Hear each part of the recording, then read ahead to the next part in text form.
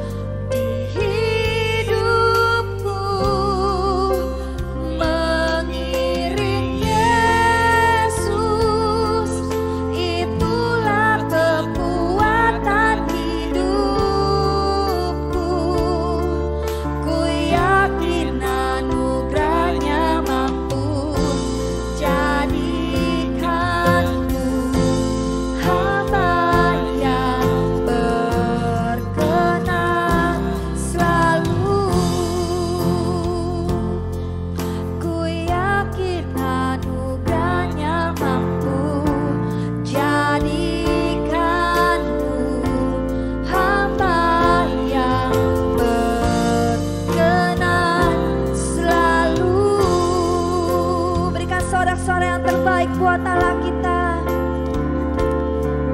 Haleluya, ku yakin anugerah-Mu mampu membebaskan belenggu. Segalanya Tuhan kami mau serahkan. Hiara lama-lama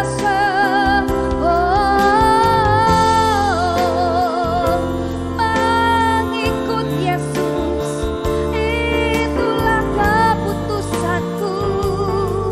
Haleluya, kami lepas semuanya Tuhan. Hiara lama-lama sande, kuraya lalala sikiara lama-lama so. Sebab Kau layak terima segala pujian.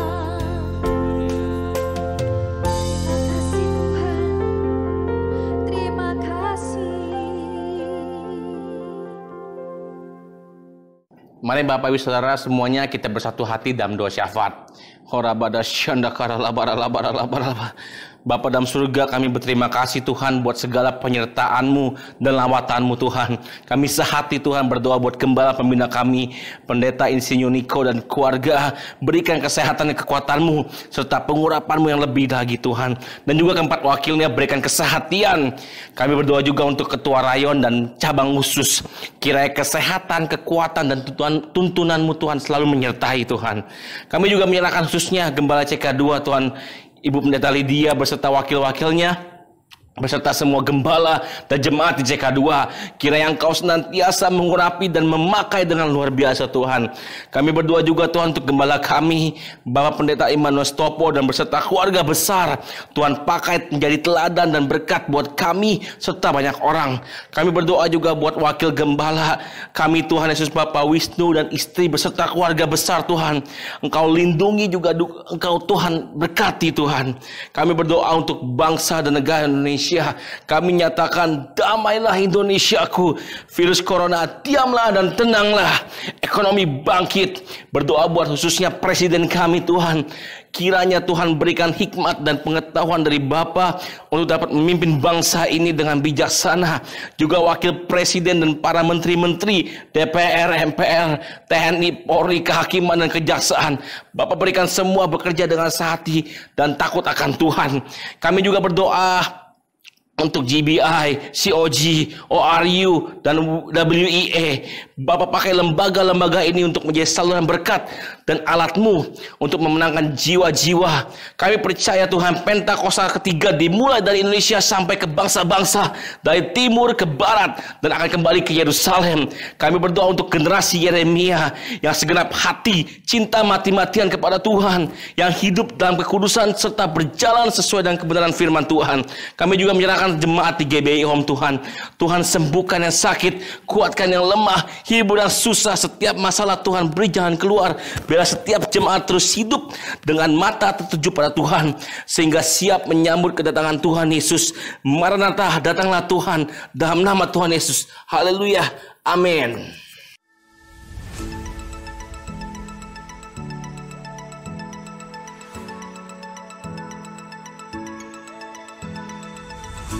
Ibadah minggu depan akan dilaksanakan pada hari Minggu pukul 11 siang.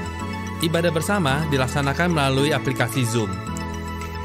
Diharapkan jemaat dapat mengambil waktu untuk masuk ke hadirat Tuhan di rumah masing-masing, berdoa bersama keluarga pukul 9 malam setiap hari. Bagi jemaat yang rindu bersekutu dan bertumbuh di dalam Yesus, kami undang untuk bergabung bersama di dalam komunitas KUL yang dilaksanakan setiap hari Kamis. KUL dilaksanakan melalui aplikasi Zoom. Silakan menghubungi Bapak Catur di nomor 0857 1550 2817 untuk mendapatkan undangan. Persembahan dapat disalurkan melalui rekening berikut. Persembahan umum dan perpuluhan BCA 07376 07376 atas nama GBI Palem Galaksi. Persembahan misi dan diakonia BCA 073 073 6789 atas nama GBI Palem Galaksi. Pembangunan Rumah Tuhan BCA 07305 07305 atas nama GBI Palem Galaksi. Sebelum kita memberi, terlebih dahulu kita berdoa. Tuhan Yesus, terima kasih Engkau telah memberkati kami sampai saat ini. Dan tiba waktunya kami menyerahkan persembahan ini ke dalam tangan-Mu. Di dalam nama Yesus, haleluya, amin. Kami GBI Home mengucapkan terima kasih bagi Bapak Ibu yang sudah mentransfer persembahan ke rekening GBI Home. Tuhan memberkati saudara dengan berlimpah-limpah. Demikian pengumuman yang dapat kami sampaikan. Tuhan Yesus memberkati.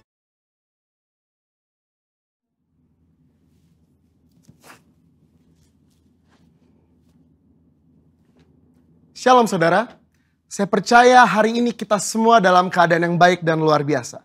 Dalam edisi Voice of Pentecost kali ini, kita akan membahas 5 makna kenaikan Tuhan Yesus. Kenaikan Tuhan Yesus ke sorga adalah salah satu dari 5 tonggak iman kekristenan yang selalu diperingati oleh setiap orang percaya di seluruh dunia.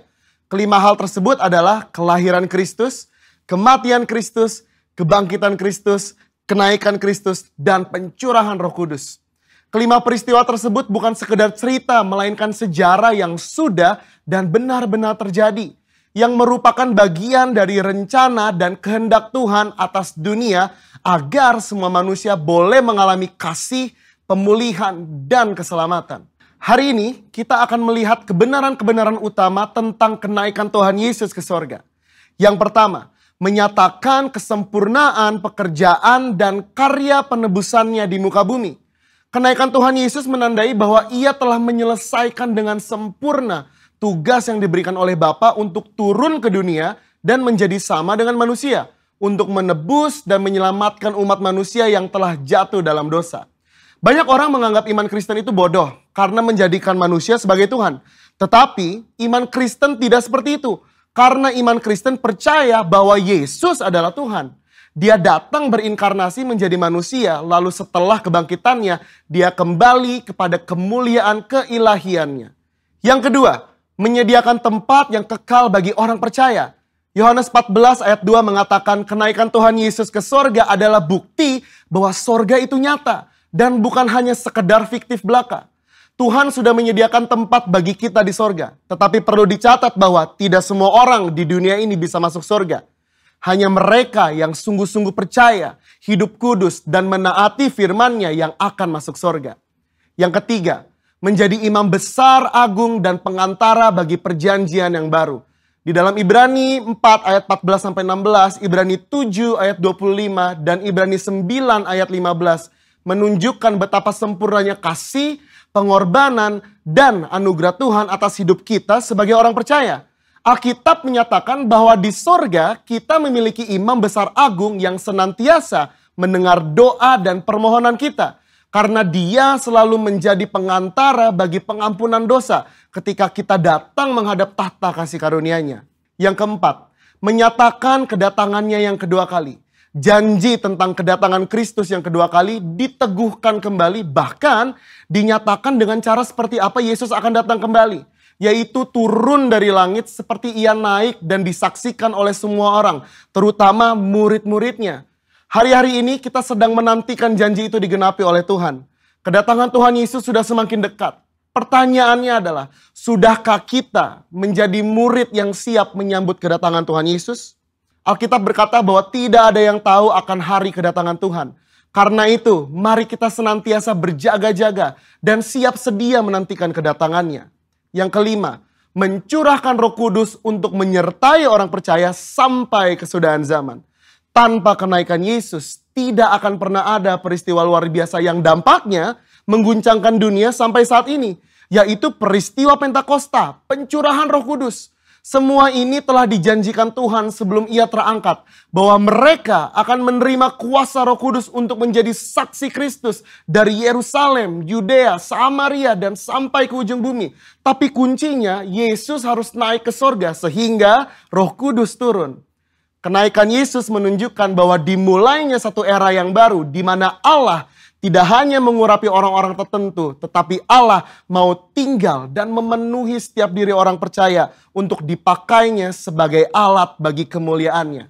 Kenaikan Yesus ke sorga menjadi jalan bagi tergenapinya kitab Yohanes 14 ayat 12 yang berkata, "Aku berkata kepadamu, sesungguhnya barang siapa percaya kepadaku, ia akan melakukan juga pekerjaan-pekerjaan yang aku lakukan. Bahkan pekerjaan-pekerjaan yang lebih besar daripada itu. Sebab aku pergi kepada Bapa. Tuhan Yesus rindu untuk memakai setiap orang percaya. Dia ingin menyatakan kuasa dan kemuliaannya melalui kehidupan kita. Itu sebabnya dia harus naik ke sorga. Sehingga oleh karena karya Roh Kudus yang mengurapi, membaptis dan memenuhi kita, maka semua rencana dan kehendak Allah itu boleh terlaksana dan tergenapi. Sudahkah saudara dipenuhi Roh Kudus? Sudahkah saudara dibaptis oleh Roh Kudus dengan tanda awal berbahasa roh? Dan sudahkah saudara berjalan tiap hari dalam kuasanya? Karena untuk itu semua Tuhan Yesus naik ke surga.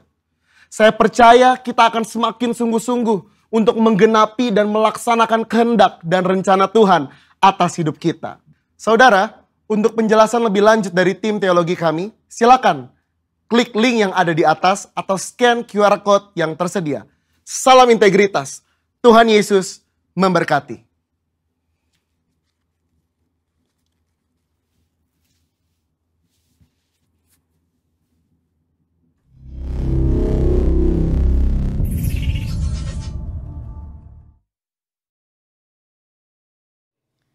Haleluya, siap memuji nama Tuhan Bapak Ibu semuanya. Saudara yang di rumah, kita boleh bersemangat memuji nama Tuhan. Kita mau melompat, menari buat Allah kita. Sebab Roh Kudus telah tercurah di tempat ini. Haleluya.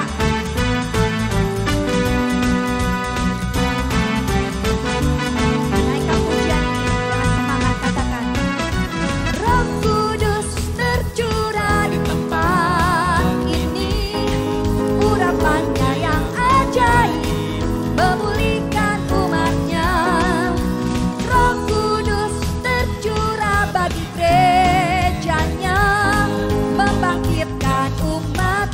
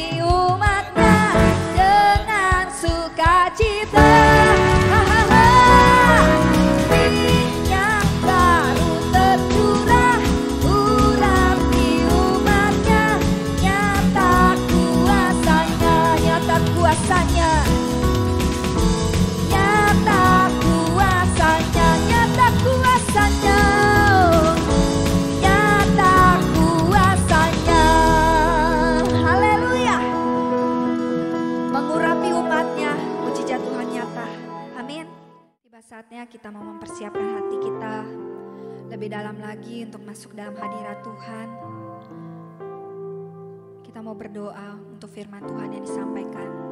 Terima kasih Bapa, terima kasih Yesus. Sebentar kami mau mendengarkan sabda kebenaran firman-Mu. Biarlah Tuhan melalui mulut bibir dan hamba-Mu Tuhan yang Kau berikan hikmat dan marifat yang daripada Engkau.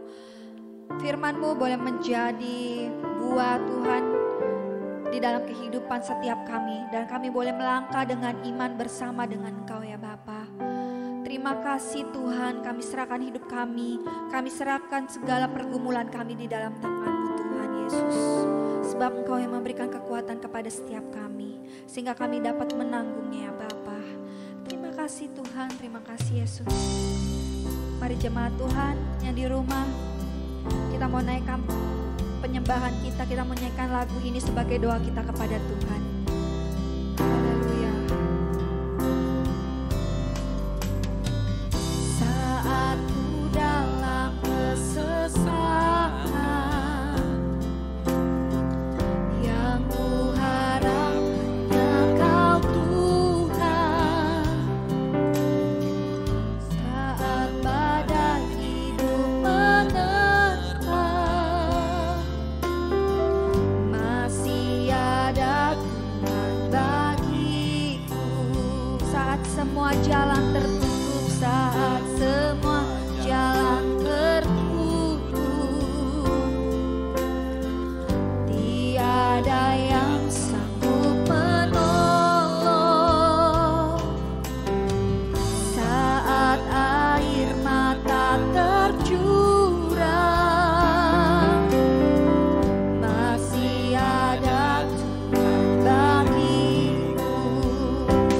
Penolongku hanyalah diri-Mu, penghiburku hanya Engkau Bapa-Ku. Selalu menyertai hidupku, Kau Bapa-Ku yang setia. Mari jemaat Tuhan naikkan pujian ini.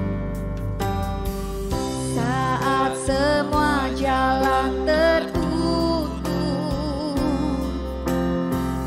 tiada yang sanggup menolong. Saat air mata tercurah, masih ada Tuhan bagiku. Penolongku hanyalah diri-Mu, penghiburku hanya Engkau Bapa-Ku.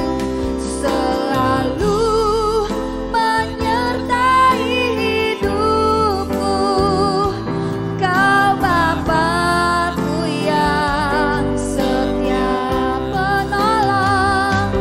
Penolongku hanyalah diri-Mu, penghiburku hanya Engkau Bapa-Ku. Selalu menyertai hidupku, Kau Bapa-Ku yang setia. Kau Bapa-Ku yang setia, Kau Bapa-Ku yang setia. Kau Bapa-Ku yang setia. Terima kasih Tuhan, Kau Bapa-Ku yang setia. Haleluya.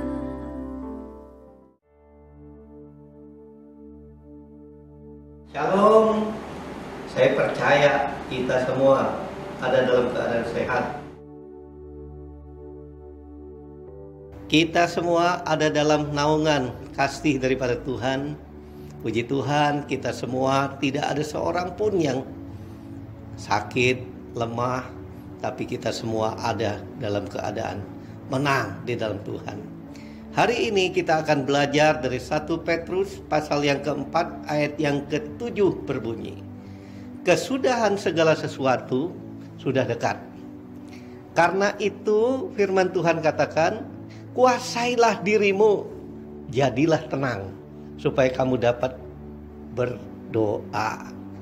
Kalau kita lihat Alkitab menulis bahwa kehidupan kita ini, saudara, bagaikan surat yang terbuka, yang dapat dibaca oleh semua orang. Karena itu tiap-tiap kita orang percaya sepatutnya selalu harus mengawasi introspeksi diri supaya kehidupan kita ini tidak menjadi batu sandungan bagi orang lain. Sebaliknya, kita harus menjadi berkat bagi orang banyak. Berkat bagi orang lain supaya orang melalui hidup kita boleh mengenal Tuhan Yesus. Melalui ayat firman Tuhan yang kita telah baca, Rasul Petrus menuliskan bahwa ada beberapa hal yang harus orang percaya sikapi dengan benar. Karena dia katakan kedatangan Tuhan itu sudah dekat. Yang pertama, kesudahan segala sesuatu sudah dekat, dia bilang. Kesudahan segala sesuatu itu artinya kedatangan Kristus atau akhir dunia sudah dekat. Oleh sebab itu, orang percaya hendaknya selalu dalam keadaan berjaga-jaga. Dalam nubuatan firman Tuhan mulai terjadi dan digenapi. Kalau saudara lihat hari-hari ini banyak sekali telah digenapi dan terjadi. Bahkan keadaan manusia yang dinubuatkan firman Tuhan dalam, kalau saudara perhatikan hari-hari ini semakin memburuk. Itu yang dikatakan di dalam kitab Timotius. Manusia sudah tidak segan-segan untuk membunuh sesama. Hanya perkara kecil bisa membunuh dan melakukan berbagai kejahatan.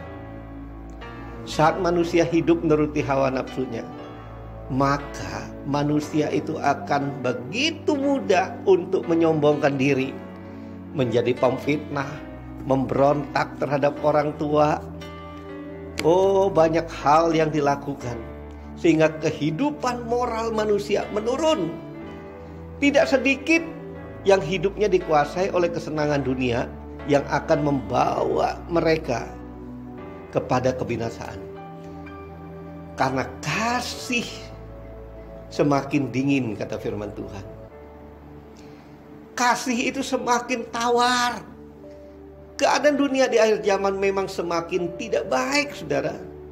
Oleh sebab itu kita harus memiliki kepekaan secara rohani, sehingga tidak lagi kita hanya pandai bicara, pandai cakap untuk menilai orang lain. Kita harus juga melihat di dalam semua itu, saudara, keadaan diri kita. Jangan banyak melihat kesalahan orang lain, dosa orang lain. Tapi lebih penting kita koreksi diri, karena Yesus segera datang kembali. Oleh sebab itu, biarlah kasih Kristus itu terus menguasai kehidupan kita, sehingga kita tidak larut dalam dunia di akhir zaman ini. Artinya kedatangan Tuhan Yesus segera. Hal yang kedua, Rasul Petrus katakan, setelah dia katakan kesudahan segala sesuatu sudah dekat, dia katakan apa yang harus dilakukan? Yang pertama dia katakan, kuasailah dirimu. Jadi hal yang kedua yang dia catat dalam firman Tuhan ini, kuasailah dirimu.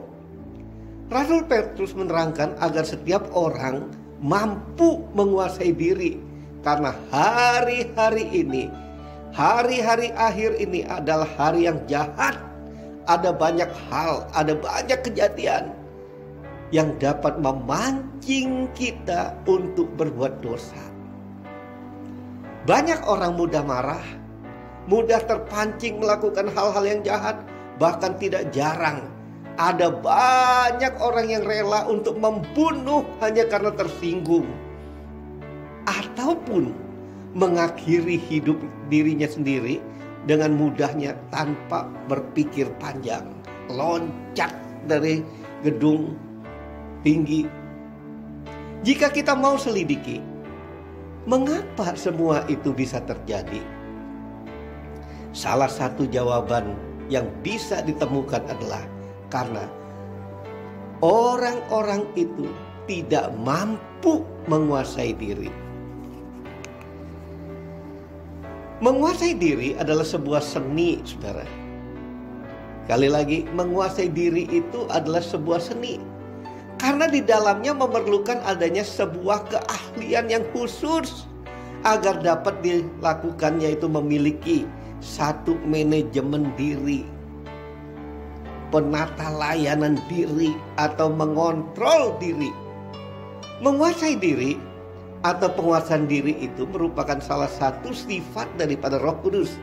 Kalau saudara baca dalam Galatia pasal 5 ayat 23, firman Tuhan yang ditulis dalam 1 Korintus 9 ayat 27, Alkitab mengatakan, tetapi aku melatih tubuhku, kata Paulus, dan menguasai seluruhnya, bukan sebagian tapi seluruhnya, supaya sesudah memberitakan Injil kepada orang lain, jangan aku sendiri ditolak.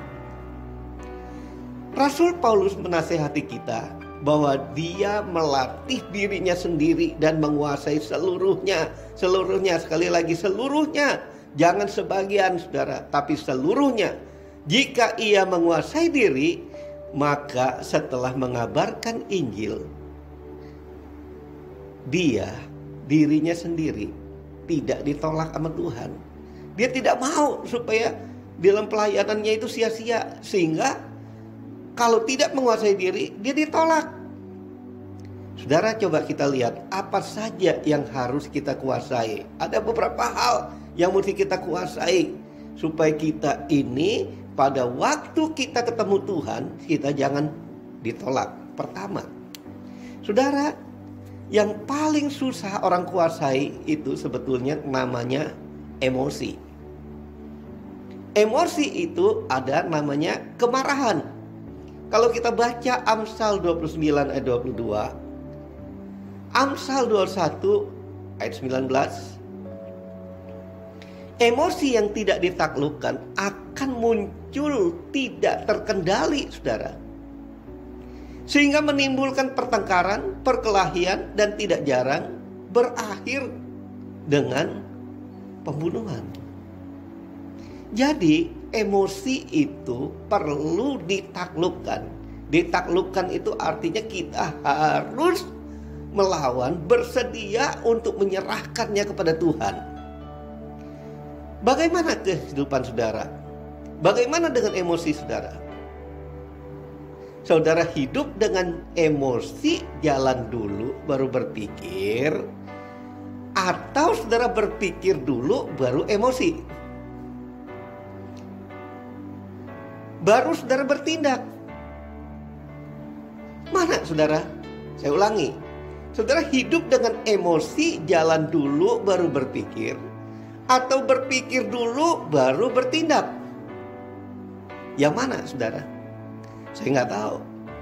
Tapi yang paling tahu adalah diri saudara sendiri. Emosi jalan dulu baru pikir, atau pikir baru bertindak? Inilah saudara yang menghambat orang menjadi maju dalam Tuhan untuk menguasai diri.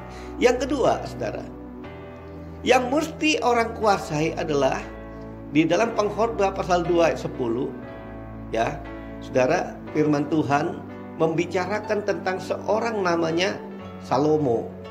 Dia katakan gini, aku tidak merintangi mataku dari apapun yang dikehendakinya, dan aku tidak menahan hatiku dari sukacita apapun, sebab hatiku bersukacita karena segala jerih payahku.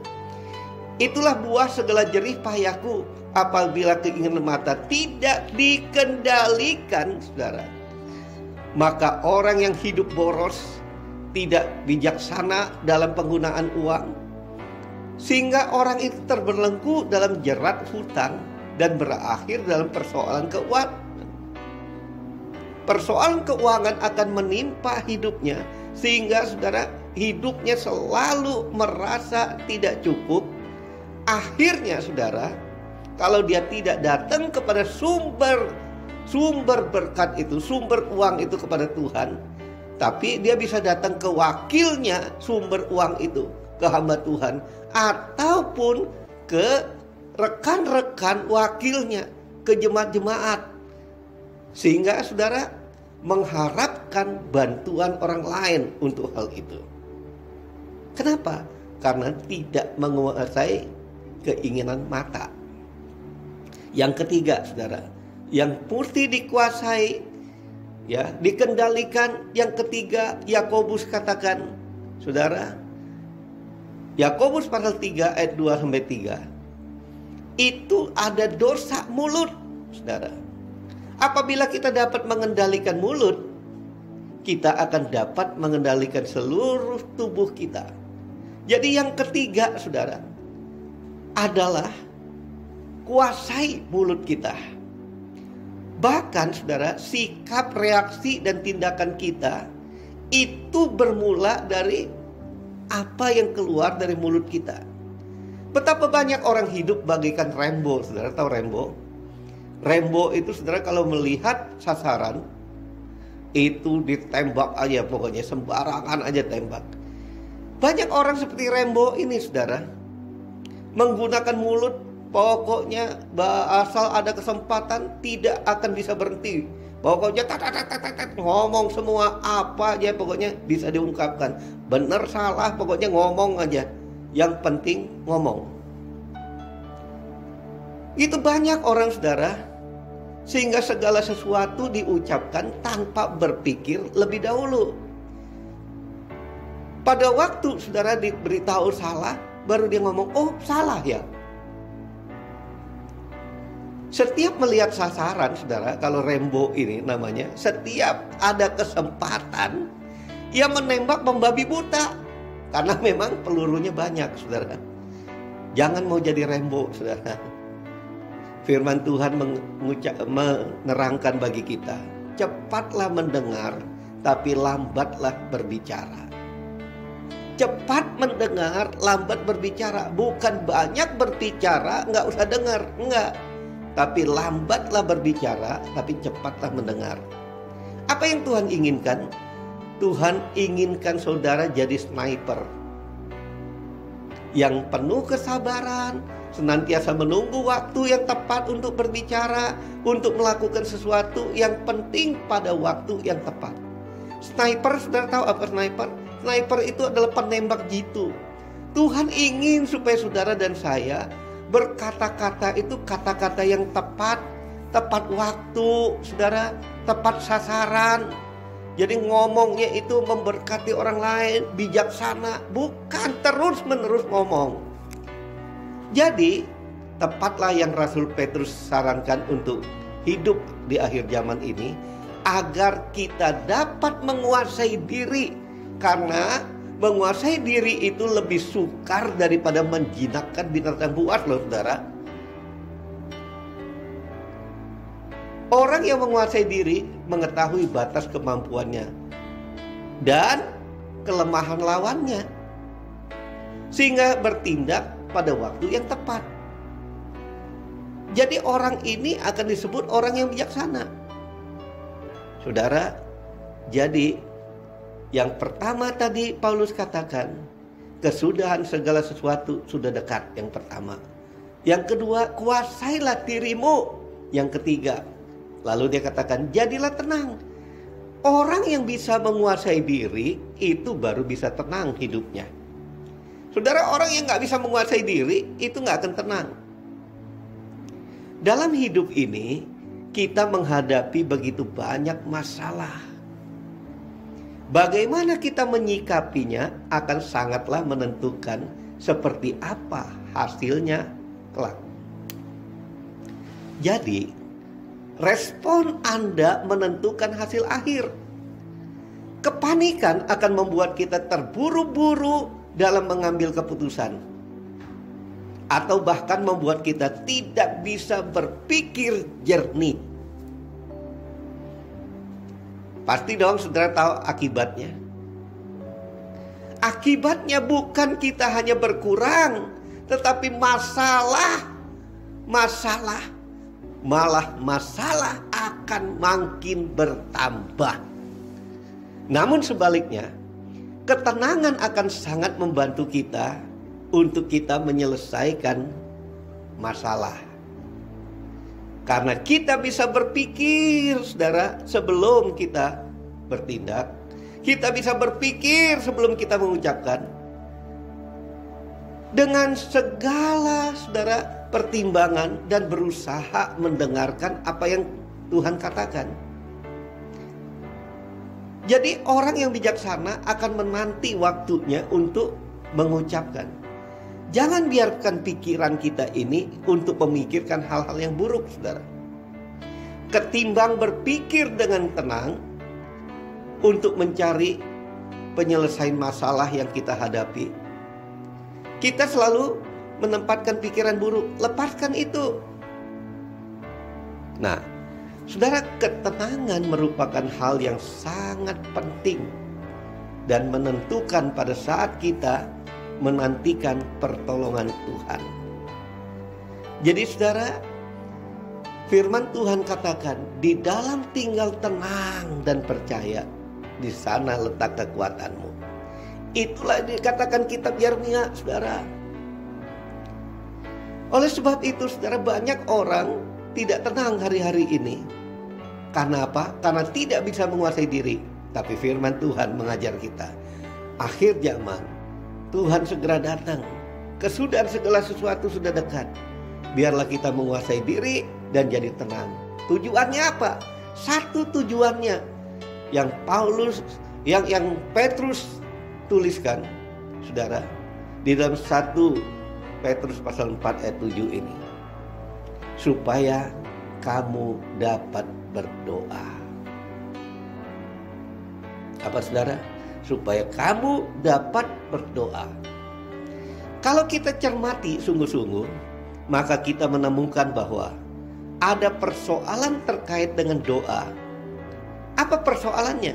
Yaitu sulit untuk berdoa.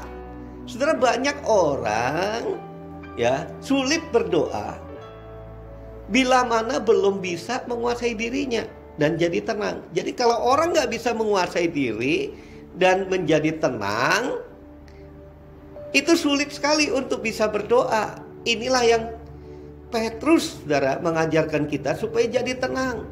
Kuasai diri, jadi tenang supaya dapat berdoa. Karena itu, seorang yang belum bisa menguasai diri, maka ia akan dikuasai oleh hal-hal lain di luar dirinya. Atau dia akan dikuasai oleh pikiran-pikiran yang jahat, pikiran-pikiran yang lain yang muncul dari dirinya sendiri. Sehingga doa hanya sebagai rutinitas bagi dia. Bahkan doa itu dia ingin, kalau sudah menjadi rutinitas ini, saudara, dia ingin doa itu sesingkat-singkatnya. Pernahkah saudara pergi ke gereja dan saudara mendengar firman Tuhan, rasanya saudara ingin cepat-cepat selesai? Sebetulnya bukan karena khotbahnya, bukan karena orangnya, pengurapan atau tidak, tapi saudara tidak perlu saudara menguji untuk hal itu, tapi uji dirimu. Dan Petrus katakan, kalau hal itu terjadi dalam hidupmu sehingga engkau bosan, rasanya lama, jenuh, itu sebetulnya engkau belum bisa menguasai diri dan engkau tidak tenang. Oleh sebab itu, kita harus menguasai diri kita terhadap segala sesuatu yang mengganggu atau menghalangi kita untuk dapat berdoa. Dan juga harus menjadi tenang agar kita sungguh-sungguh dapat berdoa. Hati yang tenang membuat kita semakin dapat berdoa, berbicara kepada Tuhan, heart to heart, dari hati ke hati, untuk kita dapat mencurahkan seluruh isi hati kita kepada Tuhan dalam doa kita, untuk menyelaraskan apa menjadi keinginan kita itu dengan keinginan Tuhan. Jadi doa itu bukan menyelaraskan apa yang Tuhan kehendaki itu kita selaraskan dengan kehendak kita sendiri. Bukan, kehendak kita yang harus diselaraskan dengan kehendaknya Tuhan. Jadi kita yang harus menyesuaikan dengan apa yang Tuhan inginkan. Bukan kita minta Tuhan menyelaraskan diri dengan kemauan kita. Saudara, hati yang tenang membuat kita semakin dapat berdoa, semakin terbuka berbicara kepada Tuhan, untuk mencurahkan isi hati kepada Tuhan dalam doa kita. Maka kita pun harus punya penguasaan diri dan ketenangan. Jadi saudara, ada kaitan erat antara hati yang tenang dengan doa. Ibarat bola salju yang bergerak, semakin kita berdoa, semakin membuat hati kita tenang. Ya, saudara, semakin kita berdoa akan semakin membuat hati kita senang. Semakin hati tenang, semakin membuat kita rindu untuk berdoa. Jadi ada timbal balik. Jadi kalau saudara suka doa tapi hati saudara nggak tenang, mungkin saudara belum hidup menguasai diri. Mungkin saudara katakan hatiku tenang tapi nggak bisa berdoa. Mungkin ketenangan saudara karena ketenangan yang palsu. Oleh sebab itu, mari saudara, kita mau supaya kita semakin rindu saudara untuk berdoa. Karena hati kita mendapat ketenangan dari Tuhan, kita mau semakin rindu berdoa, berbicara dengan Tuhan untuk mendapat arahan Tuhan. Jadi saudara, doa itu tidak segampang yang orang katakan. Karena doa membutuhkan kepercayaan penuh untuk percaya kepada Tuhan 100%. Doa membutuhkan hati yang sungguh-sungguh untuk percaya kepada Tuhan. Seringkali kita bukannya berdoa, mungkin kita hanya memejamkan mata dan lipat tangan. Lalu kita menangis dan mengeluh.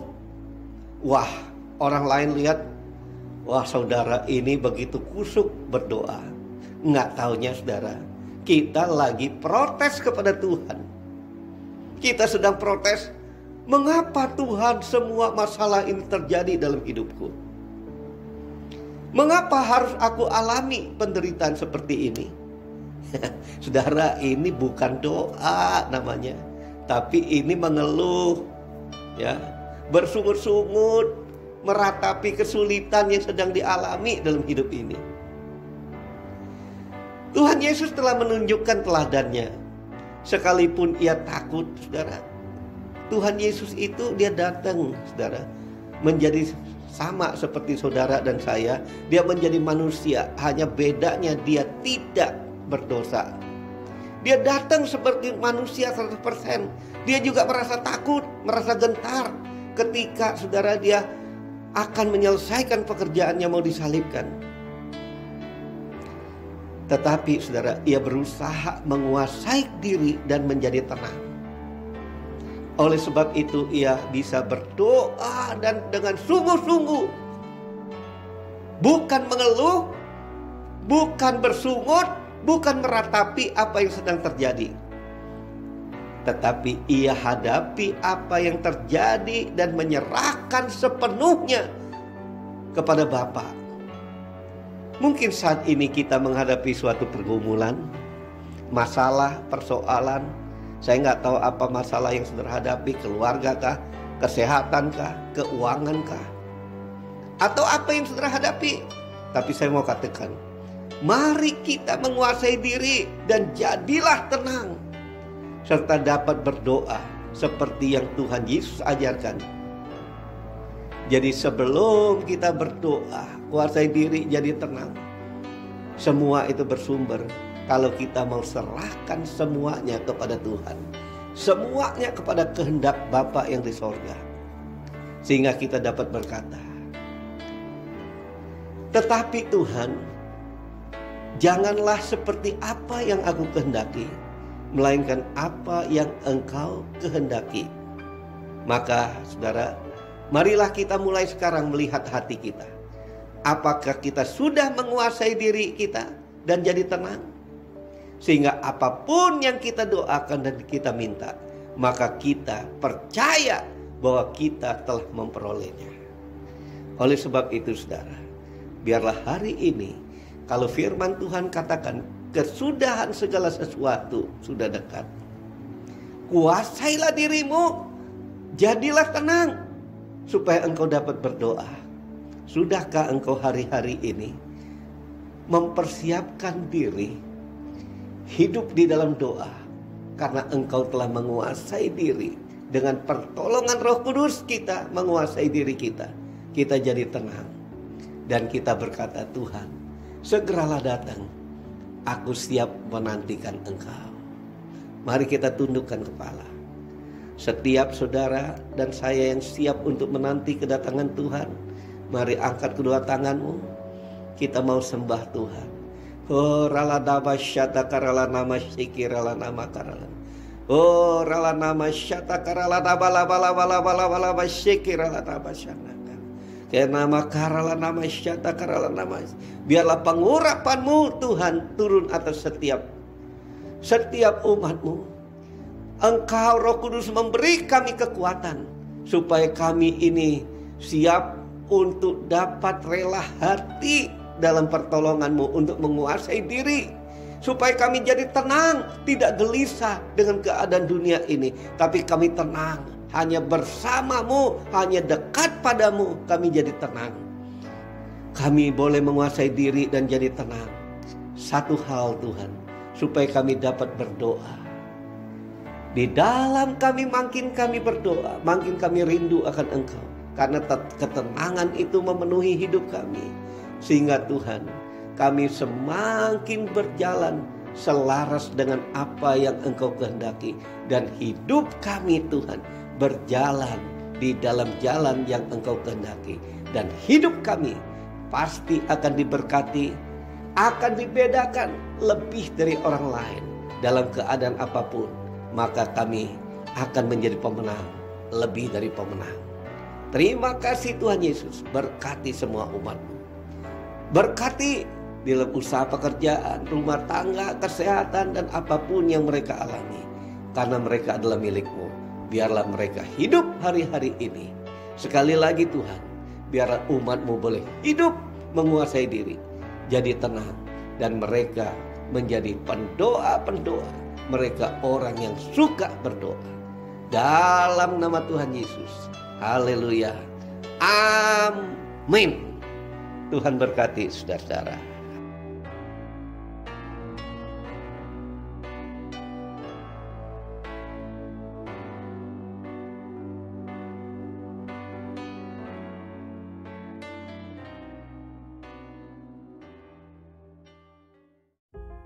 Mari bersama-sama perkatakan iman dalam Mazmur 91. Dalam lindungan Allah. Orang yang duduk dalam lindungan yang maha tinggi dan bermalam dalam naungan yang maha kuasa akan berkata kepada Tuhan, tempat pelindunganku dan kubu pertahananku, Allahku yang kupercayai. Sungguh Tuhanlah yang akan melepaskan aku dari jerat penangkap burung, dari penyakit sampar yang busuk. Dengan kepaknya Tuhan akan melindungi aku, di bawah sayapnya aku akan berlindung, kesetiaannya ialah perisai dan pagar tembok. Aku tak usah takut terhadap kedahsyatan malam, terhadap panah yang terbang di waktu siang, terhadap penyakit sampar yang berjalan di dalam gelap, terhadap penyakit menular yang mengamuk di waktu petang. Walau 1000 orang rebah di sisiku dan 10.000 di sebelah kananku, tetapi itu tidak akan menimpa aku. Aku hanya menontonnya dengan mataku sendiri dan melihat pembalasan terhadap orang-orang fasik. Sebab Tuhan ialah tempat perlindunganku, yang maha tinggi telah kubuat tempat perteduhanku. Malapetaka tidak akan menimpa aku, dan tulah tidak akan mendekat kepada kemahku. Sebab malaikat-malaikatnya akan diperintahkannya kepadaku untuk menjaga aku di segala jalanku. Mereka akan menatang aku di atas tangannya, supaya kakiku jangan terantuk kepada batu. Singa dan ular tedung akan kulangkahi. Aku akan menginjak anak singa dan ular naga. Sungguh hatiku melekat kepada Tuhan, maka Tuhan akan meluputkan aku. Tuhan akan membentengi aku, sebab aku mengenal namanya. Bila aku berseru kepada Tuhan, Tuhan akan menjawab aku. Tuhan akan menyertai aku dalam kesesakan. Tuhan akan meluputkan aku dan memuliakan aku. Dengan panjang umur akan Tuhan kenyangkan aku, dan akan Tuhan perlihatkan kepadaku keselamatan daripadanya. Amin. Mari saya undang jemaat yang dikasihi Tuhan untuk kita bersama-sama memperkatakan apa yang dimaksud dengan Pentakosta ketiga. Pentakosta ketiga adalah pencurahan Roh Kudus yang dahsyat di zaman ini melebihi yang terjadi di Azusa Street. Pentakosta ketiga akan mengakibatkan penuaian jiwa yang terbesar dan yang terakhir sebelum Tuhan Yesus datang kembali. Pentakosta ketiga akan membangkitkan generasi Yeremia, yaitu anak-anak muda yang dipenuhi Roh Kudus, cinta mati-matian kepada Tuhan Yesus, tidak kompromi terhadap dosa, dan akan bergerak untuk memenangkan jiwa. Pentakosta ketiga lahir di Indonesia dan bergerak ke bangsa-bangsa. Gerakan ini dari timur ke barat dan akan kembali ke Yerusalem. Pentakosta ketiga akan memberikan kuasa untuk menyelesaikan amanat agung, dan setelah itu Tuhan Yesus datang kembali. Amin.